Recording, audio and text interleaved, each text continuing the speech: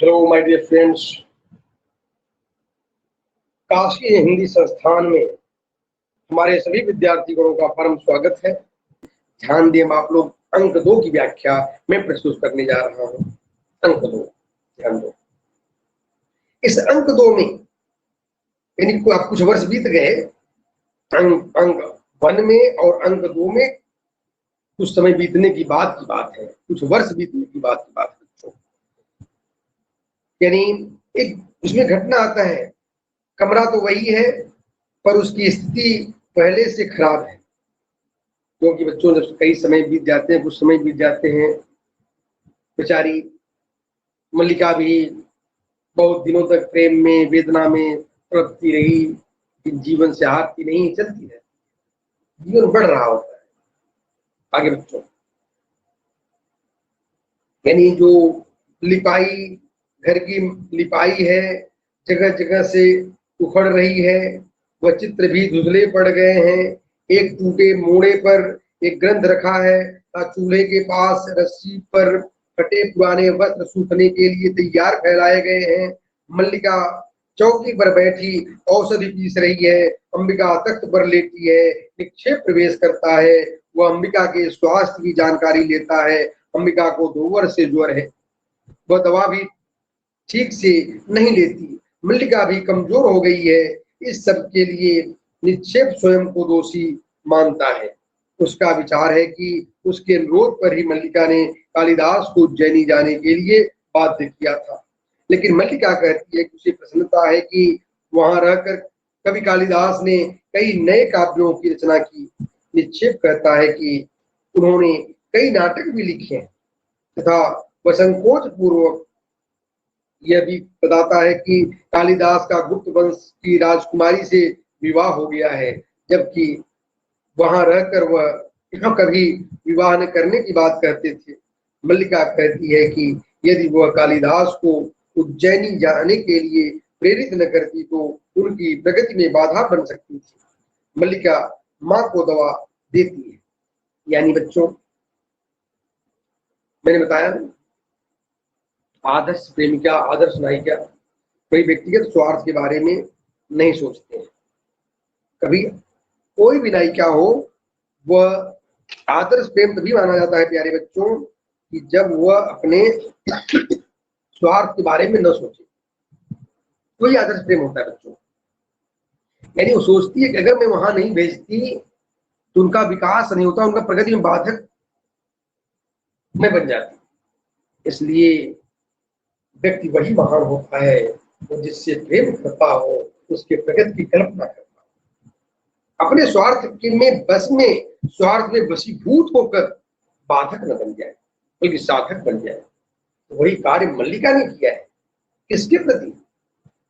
अपने प्रेमी कालिदास के। कालिदास को भेजती है आग्रह पूर्वक, लेकिन कालिदास वहां पहुंचने के बाद में, यानी यहाँ यह बताया गया है, भौतिक सुखों में पहुंचने के बाद लोग बदल से जाते हैं। प्रभुता पाहि काहि मद नाहि, तुलसी ने एक लाइन लिखी है, मानस में मुझे याद आ गया कि प्रभुता पाहि काहि मद नाहि। प्रभुता को पाने के बाद में किसको घमंड नहीं होता है? शायद कालिदास भी उसी प्रभुता और सम्मान लोकप्रियता को पाने के बाद में भौतिक सुखों के रंगों में रंग जाते हैं।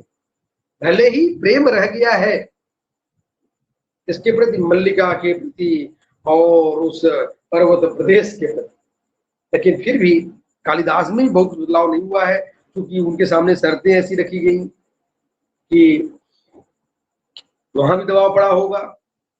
सीधे साधे थे कालिदास, लेकिन उनको ऐसा मेरे विचार से नहीं करना चाहिए, लेकिन उन्होंने कर लिया। अब क्या किया जाए भाई, शादी तो हो गई।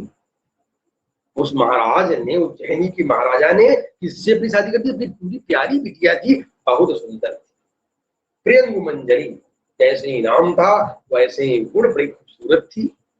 और वही होता भी है।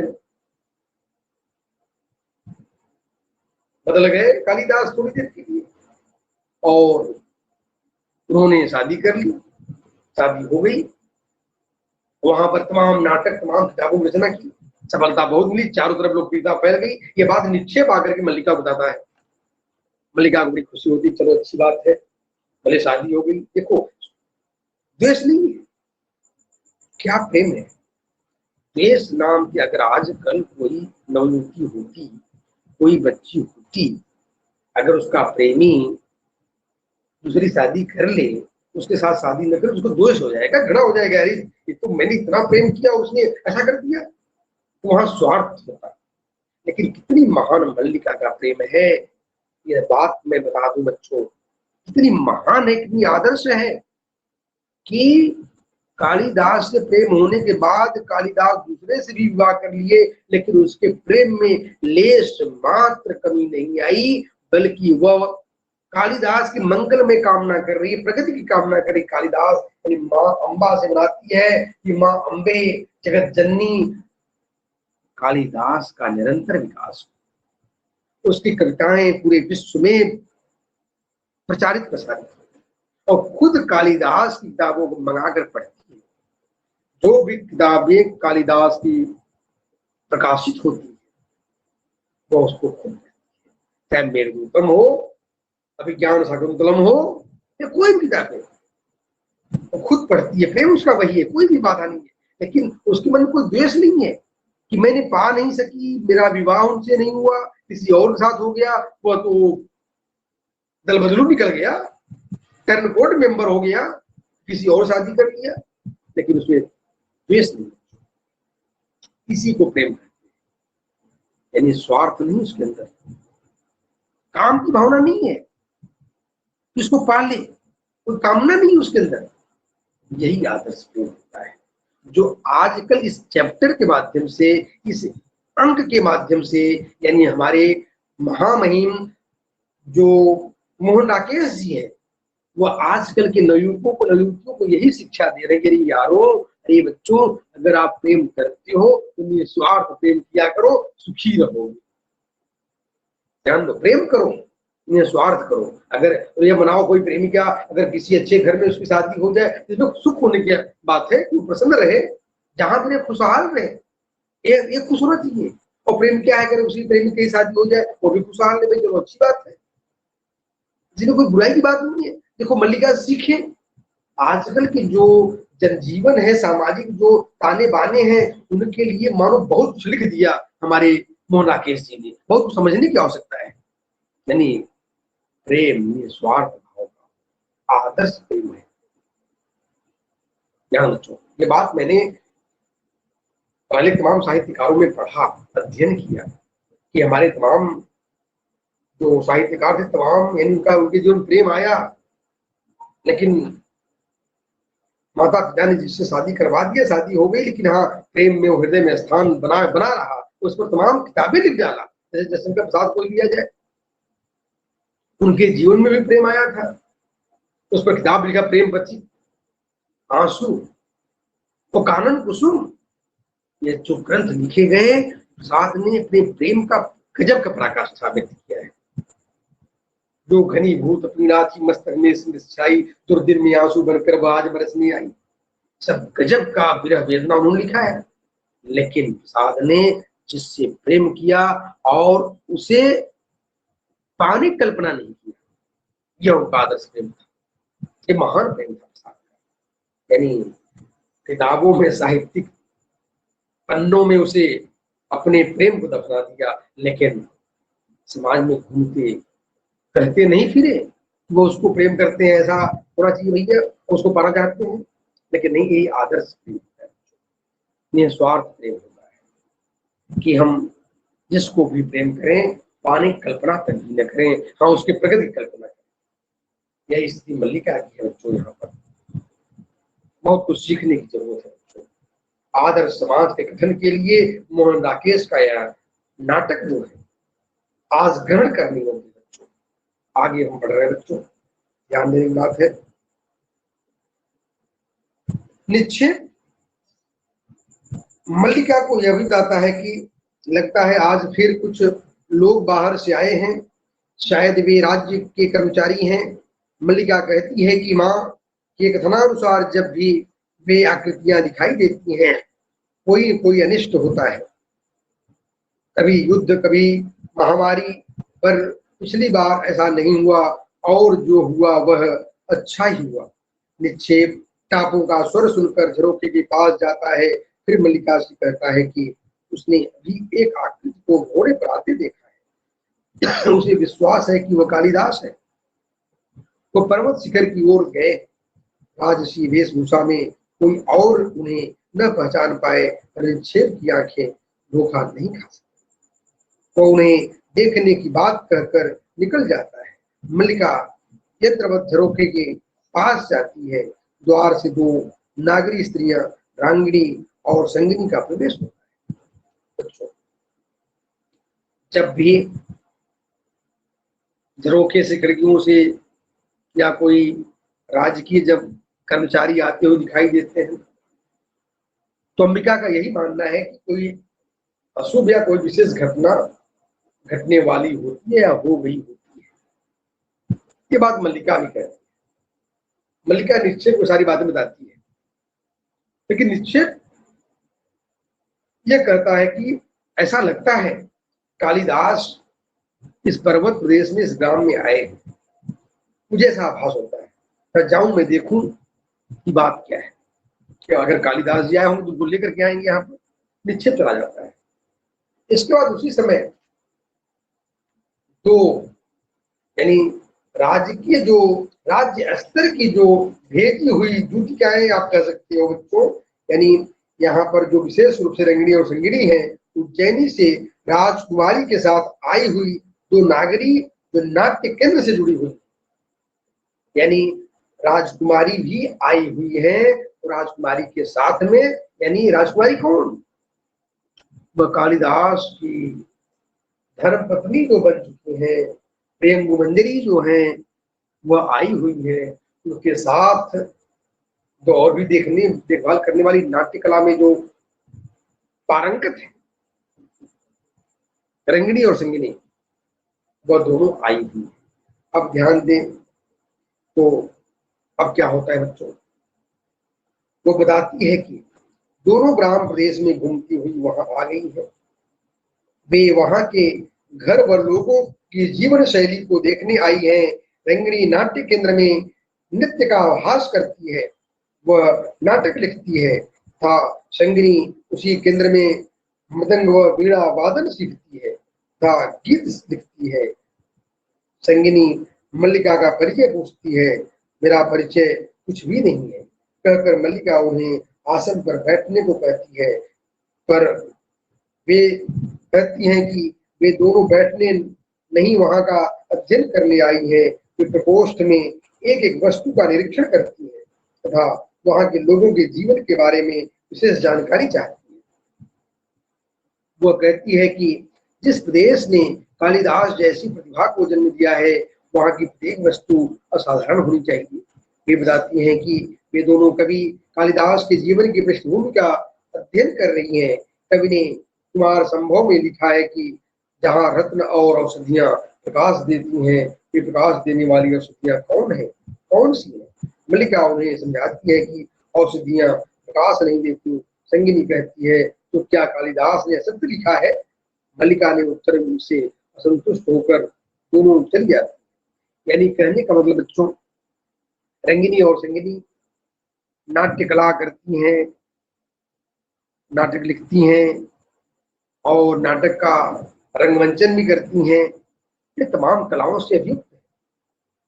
भाई, जिस पर्वत प्रदेश में, जिस ग्राम प्रदेश में कालिदास अपने जीवन को बिताए हों, वहां के एक एक वस्तु को वो दोनों आदर्श मानती हैं। जैसा कि मैंने पहले कहा कि हमारे रसखान महोदय जो थे भक्त, उन्होंने कृष्ण की हर वस्तु से बेहद प्रेम करते थे, बहुत लगाव करते थे, बेहद लगाव था इसका। रसखान इस प्रकार से प्यारे बच्चों, उसी प्रकार से यानी रंगिनी और संगिनी भी देखने आई थी, पर्वत प्रदेश को घूमने के लिए आई थी, और घूमने के लिए आई थी और पर्वत प्रदेश को यानी वहां ग्राम प्रदेश में मल्लिका के बारे में जानना चाहती है। मल्लिका के बारे में सब बताई तो बताती है कि मैं कुछ नहीं, मैं साधारण हूँ, और जब वह रंगिनी और संगिनी यह कहती हैं कि अरे भाई उन्होंने लिखा है अपने ग्रंथ में कि यहाँ की जो औषधियां हैं, ये औषधियां भी, ध्यान देने की बात है, औषधियां भी यहाँ प्रकाश देती हैं। भाई यह तो वास्तविक बात, यहाँ प्रकाश माने प्रेम की बात होंगी। भाई यहाँ पर यह जीवन के सौंदर्यमय स्वरूप को देती है यहाँ की औषधियां, यहाँ के जो पेड़ पल्लव है। तो यह बात वह कह देती है मल्लिका जो है। और वे लोग थोड़ा सा वो यहाँ तक कहती हैं क्या कालिदास जी गलत लिखेंगे, मल्लिका के उस तरह से असंतुष्ट हो जाती हैं और वे लोग चली जाती हैं। इसके बाद ध्यान देने की बात है बच्चों, मल्लिका के जाने के बाद अब प्रियंग मंजरी का भी आगमन होगा कि वहां के यानी मल्लिका से मिलेंगी। और क्योंकि प्रियंग मंजूरी की सारी बातें कालिदास जी बता दिए थे कि प्रियंग यानी मल्लिका उनके जीवन की चहेती क्या है, उनके जीवन का एक अंश है, वह तमाम बातें प्रियंग मंजरी भी जानती है। इसलिए प्रियंग मंजरी भी यानी जो उनकी प्रेमिका है, मल्लिका के भवन को यानी मल्लिका की जो झोपड़ी है, मल्लिका के झोपड़ी को वह उसका जीर्णोद्धार करना चाहती है, लेकिन वो सब स्वीकार कर देती है। और बड़ा इंटरेस्टिंग टॉपिक चल रहा है बच्चों, ध्यान देने की बात है। प्रेम मंजरी आई थी मल्लिका के घर पर और मल्लिका को वह प्रलोभन भी देती है, समझाती है, क्योंकि प्रेम मंजरी मल्लिका से प्रेम करती है और मल्लिका के उस मकान को भी बनवाना चाहती है, जीर्णोद्धार कराना चाहती है। क्यों? कारण है जो कालिदास की स्थली रह चुकी है, उनके स्मरण के कहीं न कहीं केंद्र बिंदु में रह चुकी है। कौन सी स्त्री प्यारे बच्चों? ध्यान देने की बात है वह, क्योंकि मल्लिका कालिदास की प्रेमिका है, इसलिए प्रेम मंजरी के लिए बहुत ही महत्वपूर्ण, आदरणीय, पूजनीय व्यक्ति हो गई है। दोनों वार्तालाप होती है। ध्यान देने की बात है बच्चों, मल्लिका अपनी कल्पना में कालिदास को संबोधित करके बात करने लगती है, कहती है कि उसने उनकी सब रचनाएं पढ़ी हैं और यह भी कि वह मेघदूत की पंक्तियां उसे गा गा कर सुनाएगी, दा अपने हाथ से सिए हुए कोरे पृष्ठ उनके हाथों में रख देगी, जिससे उनकी रचनाओं में कुछ उसका भी योगदान हो सके। और यह भी कहेगी कि वह सोच नहीं पा रही कि कालिदास भी वही है, या तभी कोई किवाड़ खटखटाता है, ये जाकर द्वार खोलती है। अनुस्वार और अनुनासिक दो राजकीय कर्मचारियों का सामने देखकर मल्लिका असमंजस में पड़ जाती है। बच्चों ध्यान देने की बात है, महत्वपूर्ण बातें हैं यहाँ पर कि मल्लिका जो है वह स्पष्ट रूप से कहती है कि बड़े यानी जो उनकी रचनाएं हैं कालिदास की, मेघदूत की रचनाएं, वो अधिकांश वो याद कर चुकी है और उस रचनाओं में अधिकांश पंक्तियों को, क्योंकि कालिदास से वह बेहद प्रेम करती है। कौन? मल्लिका। इसलिए कालिदास की रचनाओं को, कालिदास की पंक्तियों को वह याद करती है और उधर यहाँ तक कहती है प्रेम मंजरी से कि वह जो है अपने कोरे पृष्ठों पर यानी कुछ कह देना चाहती है, कुछ व्यक्त करना चाहती है, जिसका मूल्यांकन करती है। और एक बात जानो बच्चों, कोरे कागज काफी महत्वपूर्ण होते हैं लिखे हुए कागजों के बीच, क्योंकि कोरे कागजों में बहुत कुछ लिखा जा सकता है, बहुत कुछ कहा जा सकता है, लेकिन जो कागज में लिख दिया गया उसका मूल्य वहीं तक सीमित हो गया। कोरे कागजों का मूल्य कहीं अधिक होता है मेरी प्यारे बच्चों, ध्यान देने की बात है। इसके बाद जब वहां पर ध्यान देने की बात है, अनुसार और अनुनासिक दो राजकीय कर्मचारियों को सामने देखकर मल्लिका असमंजस पड़ जाती है। अनुसार मल्लिका को बताता है कि दोनों देव मातृगुप्त के अनुसार है। मल्लिका भी चौंक कर और भौचक्की होकर उन्हें देखती है। अनुसार से भी उसे ज्ञात होता है कि कवि कालिदास का नया नाम मातृगुप्त है। वह कश्मीर के शासक होने जा रहे हैं। उनकी राज महिषी देवी प्रेम मंजरी मल्लिका से मिलना चाहती है। वे दोनों घर की व्यवस्थित करने लगते हैं। तभी मातुल आकर संदेश देता है कि प्रेम मंजरी पहुंच चुकी है। मातुल मल्लिका का भी प्रशंसा करते हुए परिचय कराता है। प्रेम मंजरी मातुल को बाहर भेज देती है कि वह बाहर जाकर विश्राम करे। ध्यान देने की बात है बच्चों, मैं यहाँ आपको बताना चाहता था कि मल्लिका जो है वो मातुल के पास आ चुकी थी। अभी यहाँ पर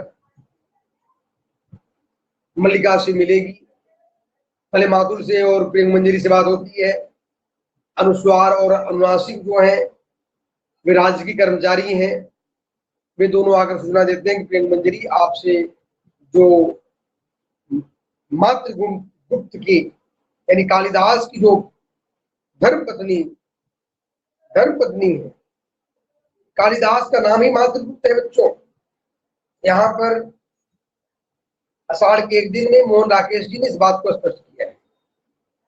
भले इतिहास में चाहे जो भी बात हो, इतिहास में अलग हो, मातृगुप्त जो भी कल्पनाएं हो, क्योंकि सारा यानी आषाढ़ के एक दिन में मोहन राकेश कुछ ऐसी कल्पना है बच्चों, ध्यान देने की बात है।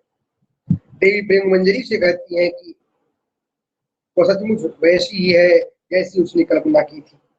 वो उसके घर को देखना चाहती है। कहती है कि जब कालिदास मेघदूत लिख रहे थे तो यहाँ की चर्चा करते थे। इस भूमि का आकर्षण ही उसे यहाँ लाया है। ध्यान देने की बात है बच्चों, प्रेम उस झरोखे से बाहर का सौंदर्य देखने में व्यस्त है। मैंने उस दिन बताया था बच्चों, जैसे कोई भक्त जब परमात्मा से प्रेम करता है, परमात्मा से लगाव रखता है, परमात्मा की हर वस्तु को वो अपनाना चाहता है। कहाँ उठते थे, कहाँ बैठते थे, कहाँ खेलते थे, जैसे कि रसखान ने लिखा है। उन्होंने, मैं उस दिन मूल्यांकन कर रहा था, यानी गिरस खान कृष्ण के कितने बड़े भक्त थे। वे लिखते हैं, बाल कुटी अरुका मरिया पर राजती हूँ को दिन डालो।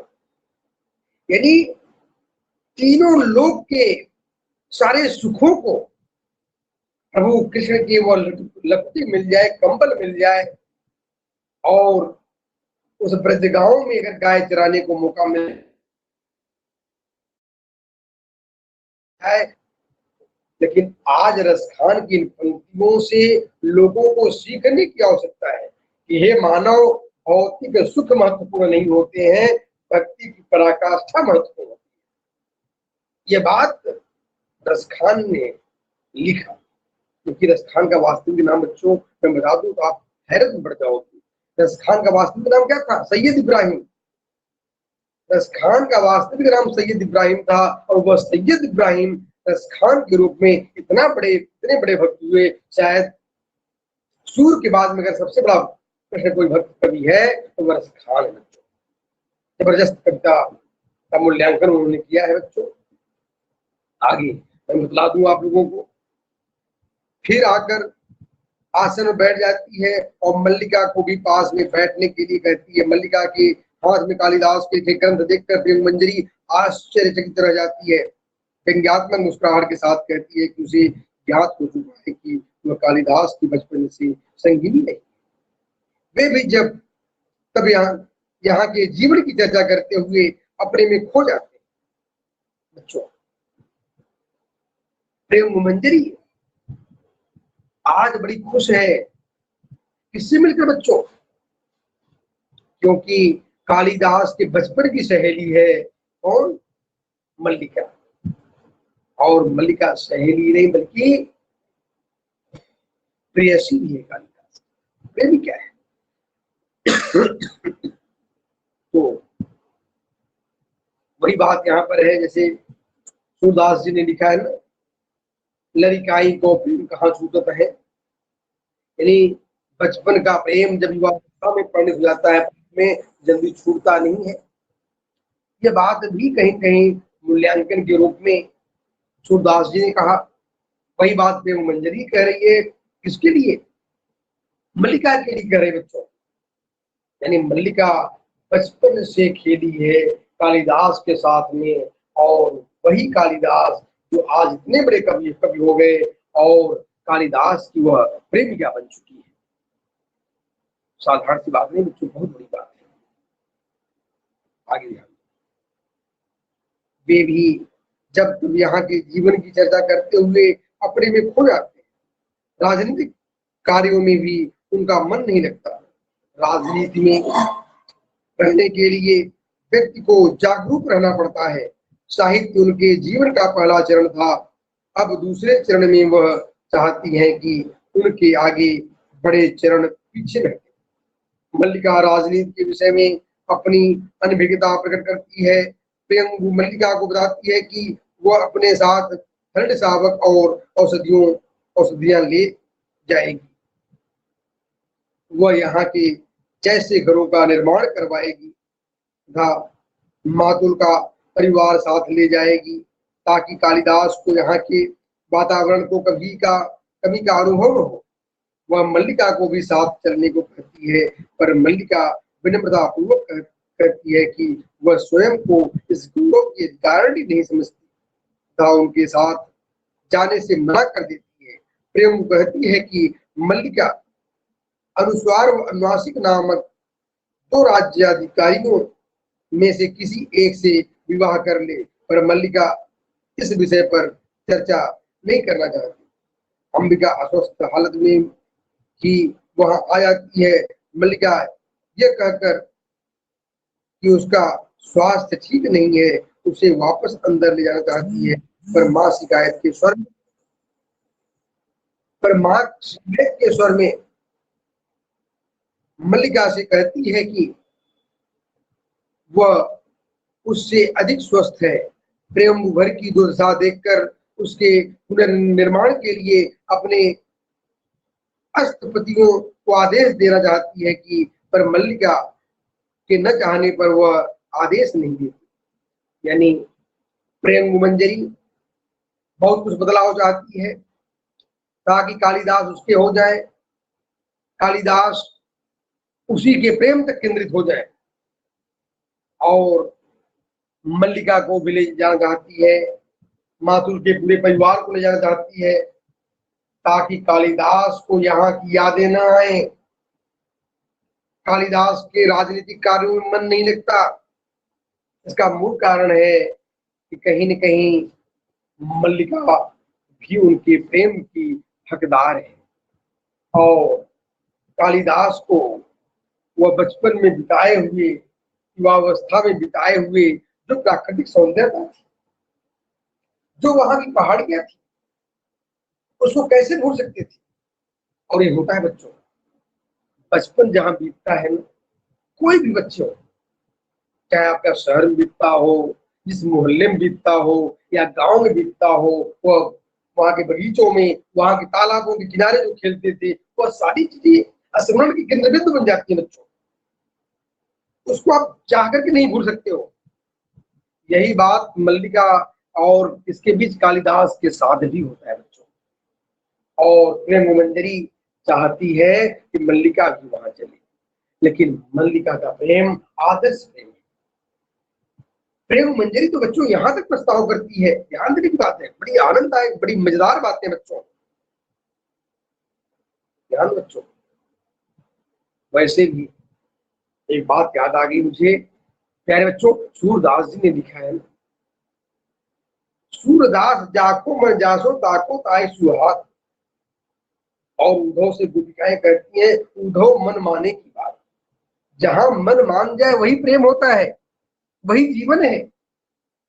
मन को केंद्रित करना, मन को मना लेना ही जीवन की आधारशिला बन जाती है। बच्चों, एक बहुत बड़ी बात मैं सूरदास के माध्यम से बता दूं, मन को संतुष्ट करना, मन को केंद्रित करना ही जीवन का आधार है। ये बात भूमिकाएं उद्धव से करती हैं। कितनी सुंदर बात करती है। यानी प्रेम जो है कभी कभी ज्ञान पर हावी हो जाता है।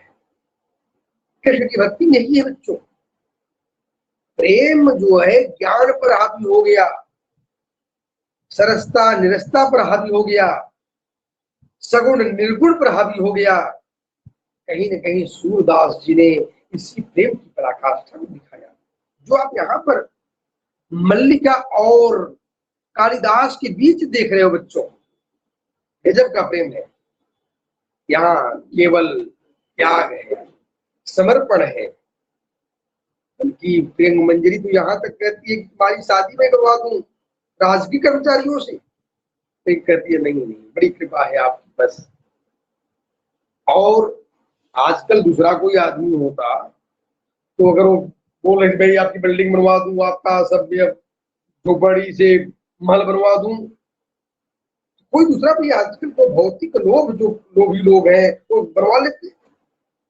आजकल तो अगर कोई सरकार कह दे कि मैं आपकी झोपड़ी को मकान में बदल दूंगा, आपको बालिशान महल करवा दूंगा, तो पब्लिक तुरंत मस्त हो जाएगी, भाई अरे करवा दो तो फिर क्या पूछना है। यानी ये मानो जहां प्रेम हो, जहां भक्ति हो, वहां स्वार्थ नहीं होना चाहिए।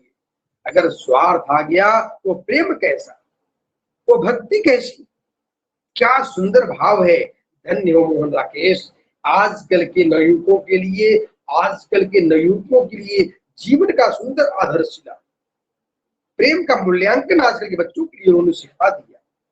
यानी मल्लिका का जीवन के माध्यम से मानो कभी भी प्रेम में भौतिक सुख को महत्व मत दो, केवल समर्पण का भाव, केवल त्याग का भाव, ममता और प्रेम का भाव, श्रद्धा का भाव, उस चीज को लिखने कवि ने मूल्यांकित करने का प्रयास किया। ध्यान देने की बात है। आगे अंबिका चाहती है कि प्रेम उनको उनकी सहायता करे। ध्यान देने की बात है। घर का परिसंस्कार करे। वह मल्लिका को समझाती है कि ध्यान देना बच्चों, आज कालिदास शासक है, उसके पास संपत्ति है, पर मल्लिका के हट के सामने विवश हो जाती है। तभी विलोम प्रवेश करता है और अंबिका से कहता है कि सारा गांव उनके सौभाग्य पर ईर्ष्या कर रहा है। अंबिका कहती है कि वह स्वयं ग्रामवासियों को अपने सौभाग्य के बारे में बताएगी। विलोम कहता है कि आज ग्रामवासियों के पास उसकी बात सुनने का अवकाश नहीं है। वे बाहरी अतिथियों के लिए यहाँ के पत्थर आदि सामग्री जुटाने में व्यस्त है। राजवधु के विशेष आदेश पर हरिण शावक भी एकत्रित किए जा रहे हैं। राज परिवार के साथ उज्जैनी के कलाकार भी यहाँ की हर वस्तु को अनुकृतियां बना रहे हैं। वे यहाँ की हर वस्तु को विचित्र रूप से देख रहे हैं और वहाँ के लोगों को यह सब दिखाना चाहते हैं। इसी बीच अंबिका बोलते बोलते हाँफने लगती है। तब मल्लिका माँ को विश्राम करने को कहती है। ध्यान देने के बाद बच्चों, यानी प्रेम हो तो ऐसा हो। यानी प्रेम मंजरी भी बेहद प्रेम कर रही है। भाई भारतीय समाज में सच पूछिए तो भाई पति ही तो देवता तुल्य होता है। तो प्रेम मंजरी एक आदर्श पत्नी है, इसमें कोई शंका की बात नहीं है। एक पति को खुश करना एक पत्नी की महत्वपूर्ण भूमिका बनती है, उत्तरदायित्व बनता है। तो प्रेम मंजरी अपनी जगह बहुत सही है, पत्नी है, और मल्लिका भी बहुत सही है। एक तरफ प्रेमिका है, एक तरफ पत्नी है। ध्यान देने की बात है कि दोनों में ईर्ष्या नहीं है।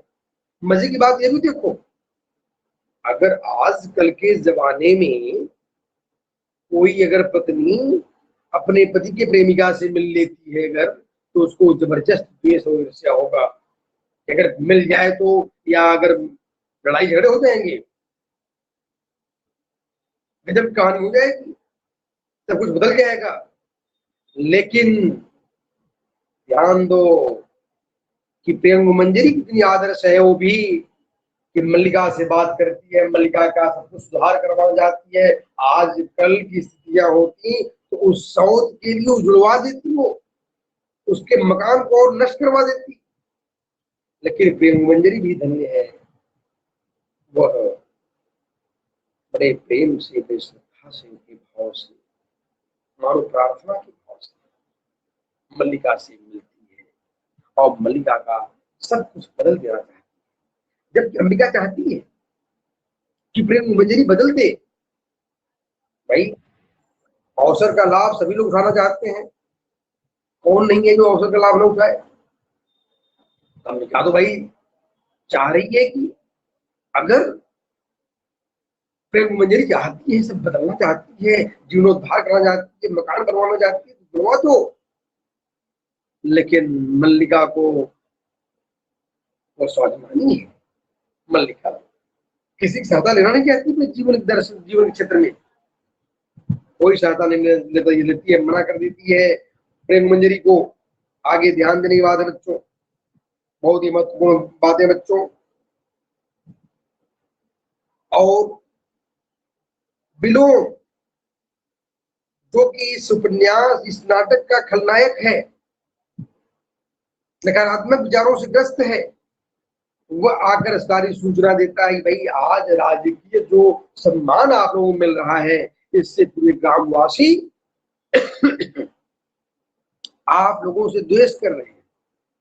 यानी पूरा गांव व्यस्त है, पूरा गांव के लोग यानी यहाँ की हर वस्तु को बड़े प्रेम और श्रद्धा के भाव से प्रेम मंजरी समझती है। यहाँ की एक एक चीज, हिरण शावक और तमाम चीजें यहाँ सब इकट्ठे किए जा रहे हैं। और बड़े वो सब इकट्ठे होकर कहाँ जाएंगे? कालिदास के पास, ताकि कालिदास उन वस्तुओं को देखकर प्रसन्न हो जाए और अपने कार्यों में एकाग्रचित हो जाए। क्या सुंदर भाव है बच्चों। यानी प्रेम मंजरी भी अपने पति को खुश करने के लिए हर संभव प्रयास करती है। यानी उज्जैनी की हर वस्तुओं को एकत्रित कर रही है और ले जाकर करके वो कालिदास को ध्यान देने की बात है बच्चों। आगे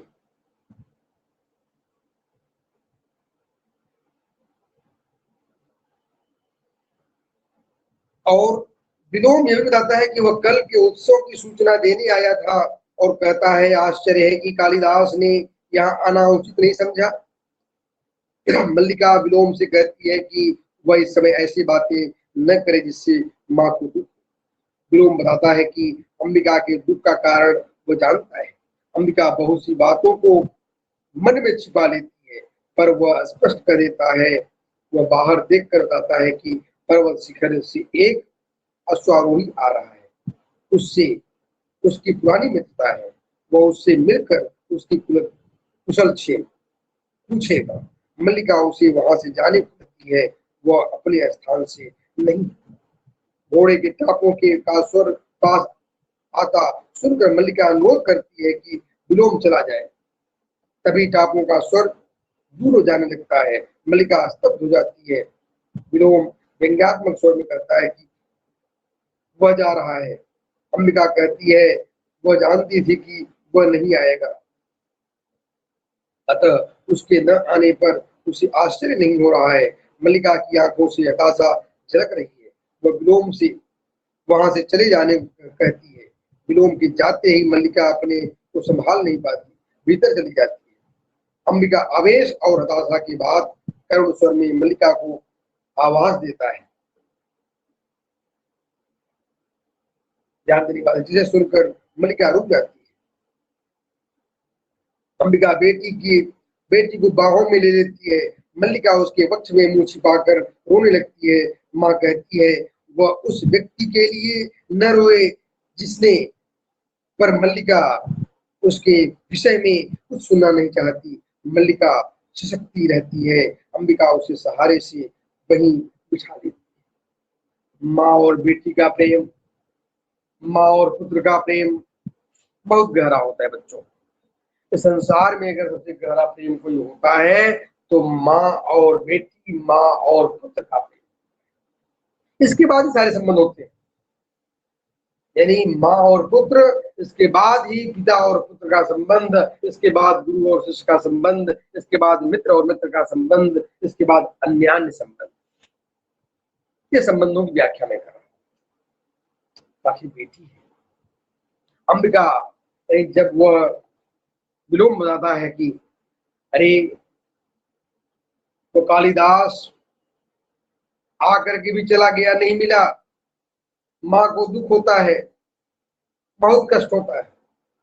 तो मल्लिका कहती है काली विलोम से, तू यहाँ से चला जा, अरे ऐसी बातें, अगली बातें कभी न कर जिससे हमारी माँ को कष्ट हो। लेकिन माँ तो उस दुख के भाव को समझ रही है कि बेटी हमारी क्यों दुखी है, क्योंकि बिटिया का एक एक पल, एक एक श्वास कालिदास के लिए समर्पित है।